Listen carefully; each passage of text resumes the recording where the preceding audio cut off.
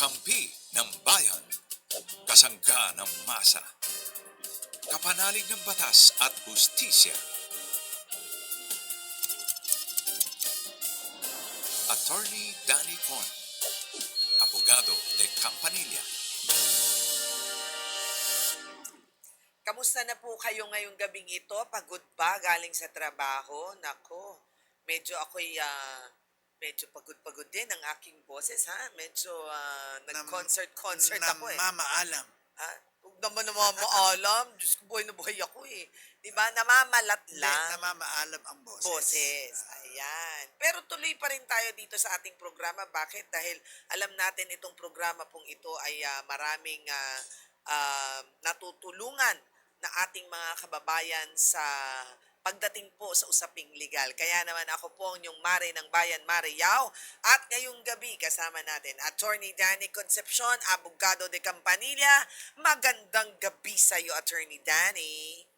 Magandang gabi rin sa iyo, Mare, at sa ating mga kababayan na walang sawang sumusubaybay sa ating palatuntunan. Magandang gabi po sa inyong lahat. Grabe energy mo yan, ha?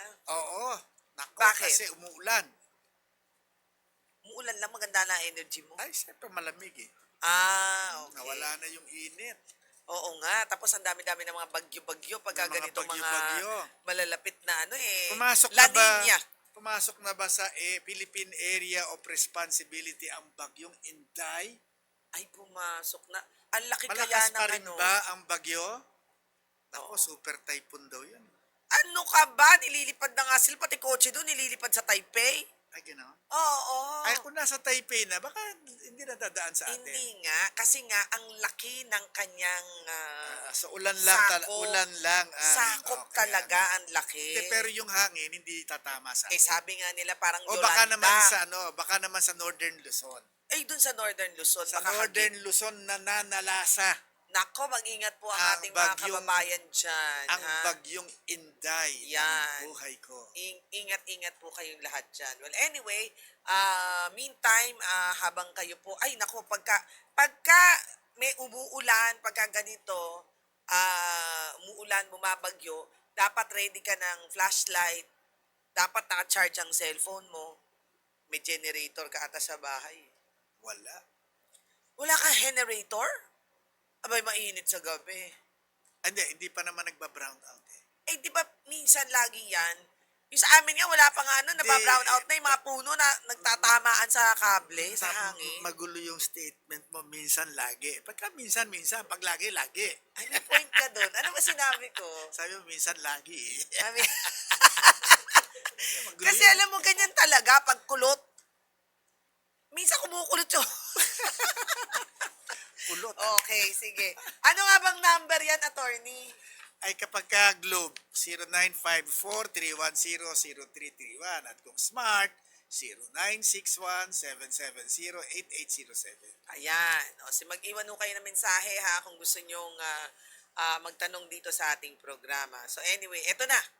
Pasig City, si Marco.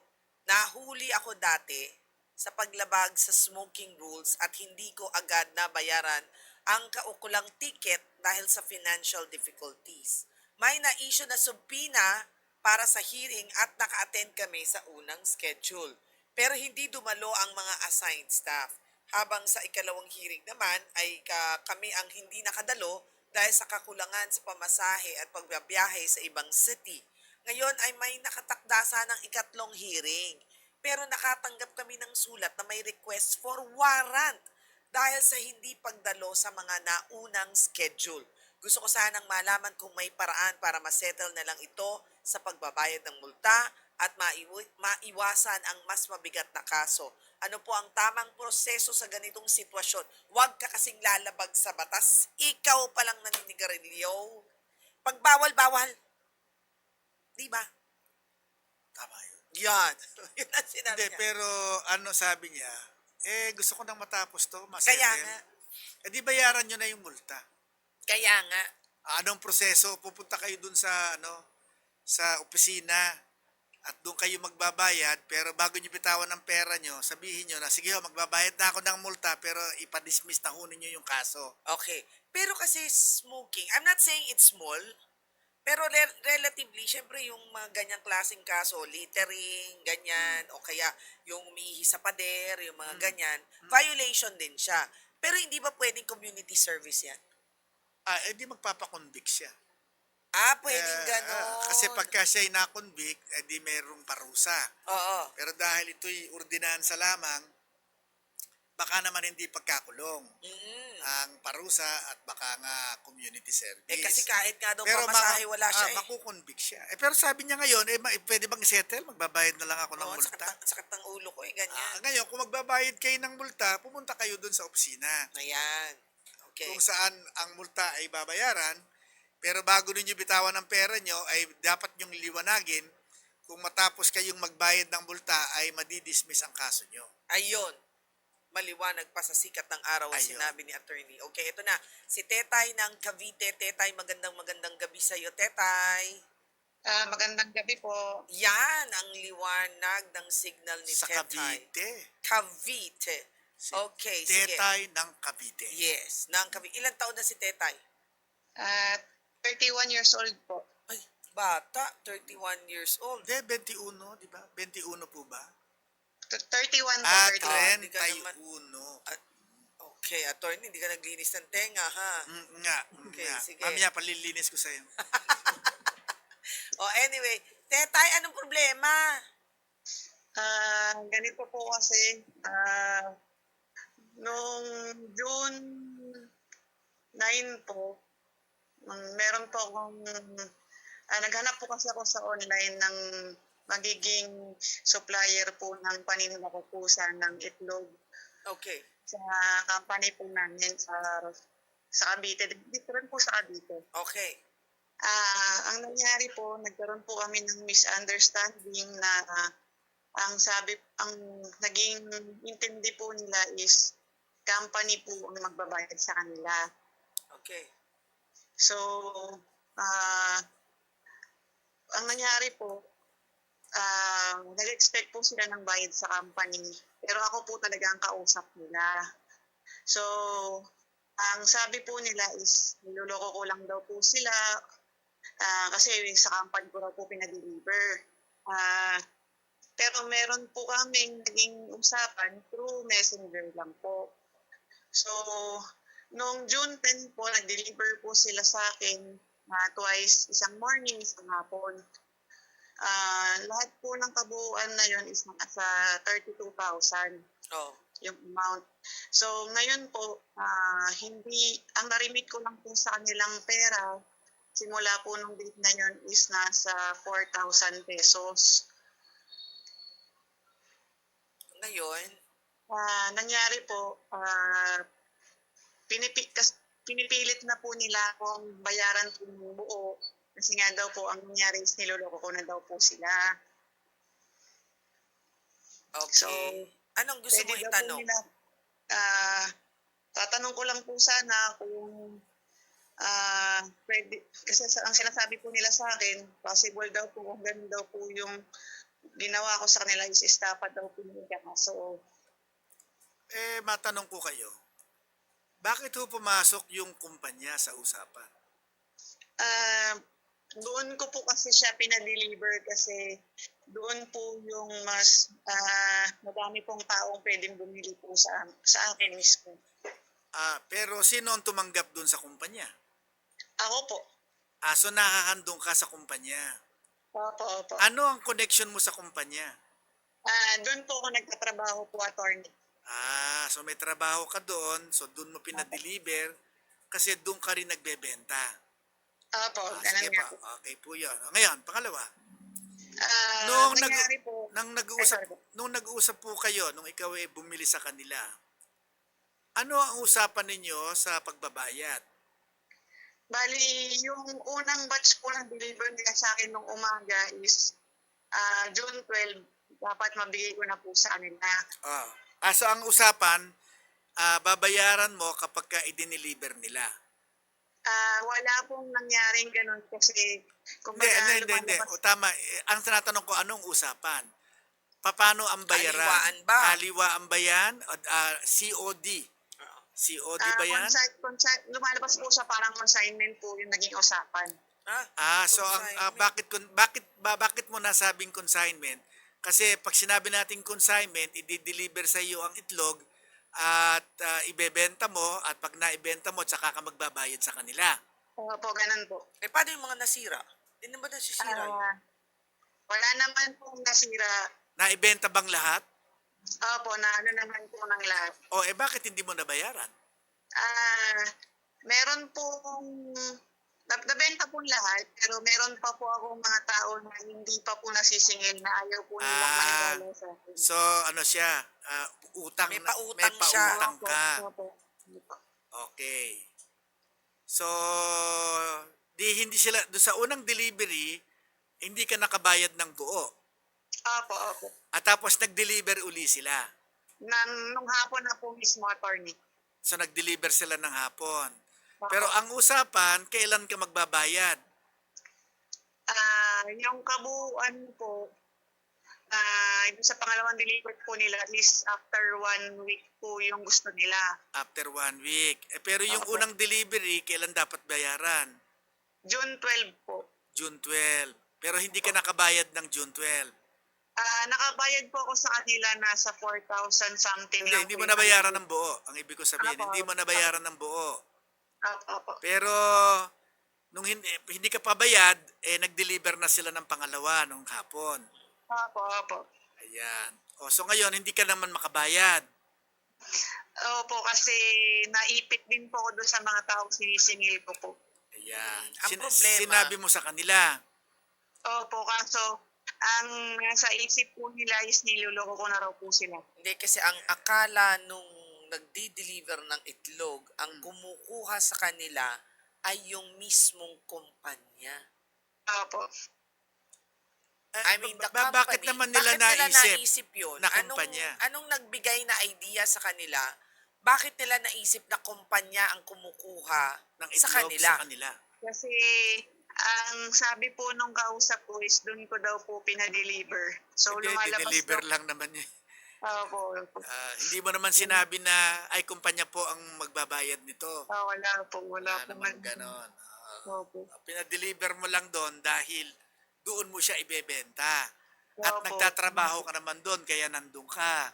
Opo. Ayun. Pero meron ka pa rin problema. Kasi Opo. nga, hindi mo sila nabayaran.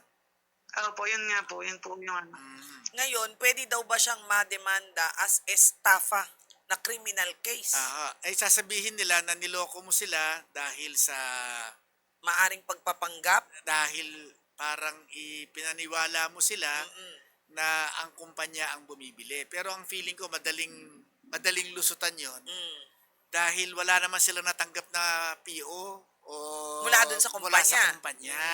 'Di ba? So doon pa lang dapat ay nagtanong na sila sa kung kumpanya ito ba dapat meron PO. kayong ipapakita na order mula sa kumpanya, wala naman.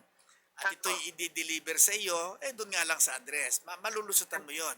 Pero, hindi mo malulusutan yung hindi ka nagbabayad. Tama. Opo. Yun po.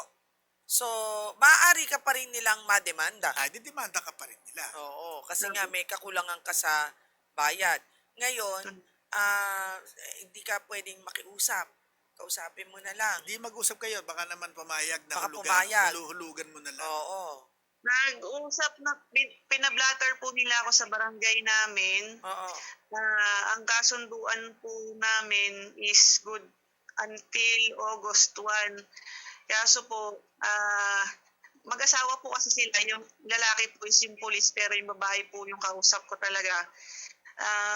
Ang nagiging usapan po is, pag yung police po yung nagsabi sa text or sa tawag, maayos po siyang kausap. Pero yung babae po mismo, ginugulo po niya na gusto niya ngayong araw, buo na daw makuha. Pero nung kumausap po sa akin yung pulis na asawa sa barangay, binibigyan niya ako ng hanggang 2 months nga po. Di sundin nyo yung sa barangay. Diba, no, attorney? Hayaan nyo yung barangay ang magmamagitan sa inyo. Oo, at saka magbayad ka rin ng inutang mo para wala ka ng sakit ng ulo, ha? Nga po. Okay. Salamat, ha? Nga po, thank you rin po. Okay, thank you. Parang puro mga business ang utangan nitong ating mga Nagiging natatanggap na recently, tawag. kasi alam mo yun, naghahanap ng racket ang bawat Pilipino. Yun yung totoo nun. Para Para kumita. madagdag ang kita nila, no? Although, merong increase sa minimum ng minimum wage, di ba? Pero, siguro, dahil din sa mahal ng bilihin, lahat ng tao rumaraket. Nga. Diba? Pati ako, tingnan mo, rumaraket ako dito. Marakit ka rin. O, racket ko to eh. Okay, Eh di anyway. ikaw pala yung isang raketera. Raketera. Ayun. Oh. Ay, ba't siya, ay, siya rin o raketera? Sino? Mga tatlo-tatlo pa ang racket. O, sige. Rakit talaga eh. Racket-racket dito, ha? O, sige, ito na. Si Rafael ng Las Piñas City, 32 years old, ang tanong niya. Nag-extend po ng bubong ang aming kapitbahay at ngayon ay nakausli na ito, lampas na sa aming property line at nakatakip na rin sa ibabaw ng bubong namin. Nakatakip. Okay, sige. Hindi naman direktang nakapatong ang bubong nila, pero nagmumukhang may bubong na ang bubong namin. At posibleng maka-apekto ito pag Sa kami plano. magpapatayo ng second floor. Hindi lang yon, kung ganyan itong bubong niya, tapos di yung pagtulo ng ulan, tumatama sa kanila. Tama ba ako doon? Bubong na bubong eh, di ba? Ay, sabi siguro, ayan, magpasalamat kayo kasi kung may butas yung bubong na ninyo, ay hindi Ay, natutulog. nalibre na kayo, wala na kayong bulkasil. Dahil binubungan na namin. Okay. Hindi po namin alam kung pinapayagan ba ang ganitong extension o kailangan muna ng pahintulot. Ano po ba ang tamang hakbang at maaari naming po ba naming ipatanggal o ipaayos ang extension na ito kung sakaling lumalabag na ito sa batas? Kapag ka po ang bubong nila ay lumampas na sa property nila, Correct. ay bawal po yun. I object, Your In Honor. fact, dapat nung ginagawa pa lamang ay nag-object na kayo. Ayan, may objection Opo, na. hindi na dapat ninyo hinayaang natapos. Attorney. Sasabihin ngayon nila, hindi nga ho sila nag-object eh. Pumayag naman ho sila Eh, eh. attorney, bubong yun. Hindi yun nasa sahig. Hindi ako tumitingin ng bubong namin every now and then. O bakit nakita niya ngayon? Ay, nakita niya, ito Anong tingala. tapos na? Tapos na. Natingala. Oo. Siguro. Eh, di sabi, ang ganda ng buwan. Bakit may bubong dyan? Ako pinapawisan ako, magpawis ka. Magpahid. Habang nagpapahid ng pawis, nakita bubong. May bubong na bubong. May bubong na. Opo, di pwede naman ninyong pasulatan. Halimbawa, kung may abogado kayo, pasulatan ninyo na sila'y lumampas sa kanilang property line. Kaya So, pwede yun. ipapaalis niya ha. Legal yun. Legal yun. O, Kasi eh, hindi nila pwedeng sakupin yung sabi hindi nga, nila property. sabi niya, hindi naman tumatama eh. Ang layo Pero lumampas eh. Ayun. So, Hindi kahit na ano. hindi, lumampas, hindi lang nakadikit. So, talagang bawal yon. So, may karapatang ka, Rafael, ha? O, sige. Eto na, ang next question. Okay. Ang sabi ni Trisha, 25 years old ng Quezon City, may kaibigan po akong nakahuli ng kanyang boyfriend na may kausap, nag-cheat siya ng iba. Nakakuha po siya ng screenshot at videos ng kanilang pag-uusap at pinadala na lamang ito sa boyfriend ng kabilang babae para Parang hindi ko ipaalam. maintindihan ng...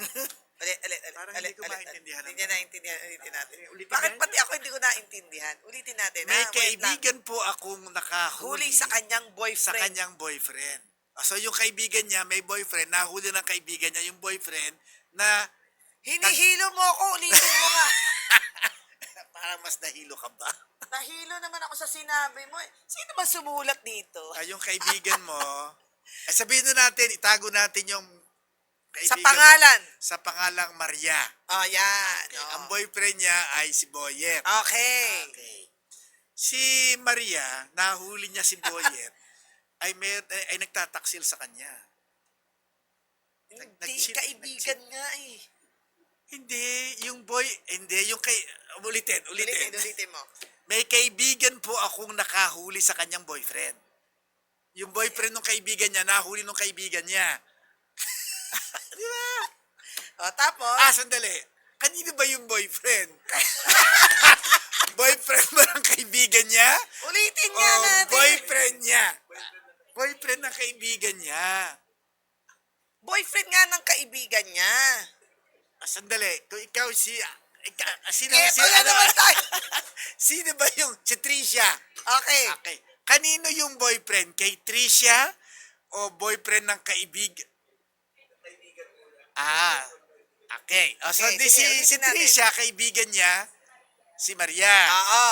Okay. Si Maria may boyfriend. At nahuli yung boyfriend na nagtataksil. Ayan. Ayan. Maliwanag na, ha? Nakakuha po siya. Sinuyog siya. Nakakuha po si Maria ng screenshots at videos ng kanilang sinusaksikan nila. Nung pag-uusap nila nung kanyang nag-cheat nung, na nung boyfriend. kanyang kalaguyo. Ayan. O, sige. At ipinadala lamang ito sa boyfriend ng kabilang babae. Sino naman yung kabilang babae? May boyfriend. Yung babae, may boyfriend din. So, nag-cheat. Paano nyo naintindihan yun? Hilo na ako sa tanong nito kanina pa eh. Panginoon ko. Okay, sige. O, edi... Dalawa nga ipinada- nag-cheat. So, ang ginawa ngayon nito, ipinadala niya sa boyfriend niya. Sa boyfriend ng babae. So yung babae, nakalaguyo nitong boyfriend ni Maria, ay may boyfriend. So pinadala dun sa boyfriend nung kalaguyo. Kaya nga, Sabi dalawa niya, silang nag-cheat. Hoy, torotot! Sabi niya, tinotorotot ka ni Maria. Okay. May Ano- consent anong siya nangyari? ma-access ang account ng kanyang boyfriend. Para ipaalam ang nangyari. May consent siyang ma-access ang account ng kanyang boyfriend dahil ibinigay nito ang password sa kanya. At nakita niya rin ang connected Instagram account kung saan nangyari ang usapan. Ngayon po ay tinatakot siya ng ng kabilang data babae. privacy. Nakakasuhan daw siya sa ilalim ng Data Privacy Act. Ayan. So, ngayon, sagutin mo. Pero ito, hindi nagalit yung kabilang babae, hindi nagalit eh. Hindi nagalit dun sa boyfriend niya. Hindi ka sure. Kasi siya ang nagreklamo, bakit nung pinadala sa akin yan? Violation ng data privacy yan. Ikaw ang idedemanda ko. Yung nagpadala ng pruwebang nagtataksil Kasi ang boyfriend naman, niya. itong yung palakang frog, ba't ka naman nangingialam? Hindi naman, ayan, siya tuloy ang kawawa. Paano na yan? Sabi niya, okay lang. Na ang boyfriend ko pinagtataksilan ako, okay lang. Pero wag ka makialam.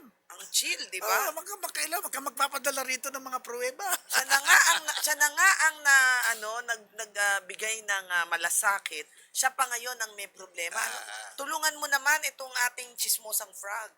Kaya gusto naming malaman kung maaari ba siyang managot o makulong. Dahil sa ginawa niya. Oo, kasi si Maria yung gumawa eh. Pinadala ni Maria yung conversation, pinadala dun sa boyfriend nung kalaguyo. Yun naman yung kalaguyo ang Galit kasi siya. So instead na harapin niya yung sarili niyang boyfriend, pinadala dun sa kabila. kaya Paano na ngayon yan? sabi bakit mo pinakialaman yung aking yung aking Instagram. yung aking account.